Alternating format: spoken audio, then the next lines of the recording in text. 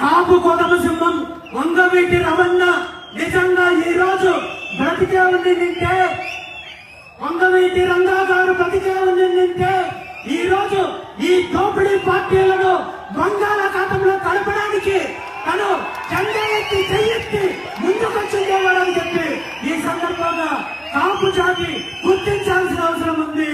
దురదృష్టం ఏంటంటే అలాంటి మహనీయుల్ని నిర్దాక్షిణ్యంగా హత్య చేసిన ఈ దోపిడీ పార్టీలకు ఈ రోజు మద్దతు ఇవ్వాల్సిన దుస్థితి కాపులకు వచ్చిందంటే కాపు సామాజిక వర్గం ఒక్కసారి కళ్ళు తెరవాల్సిన అవసరం ఉంది.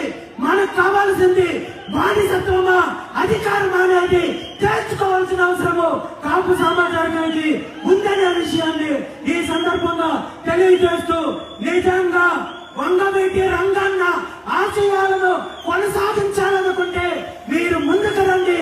ఈ దోపిడీ పార్టీలతో యుద్ధం చేద్దాము.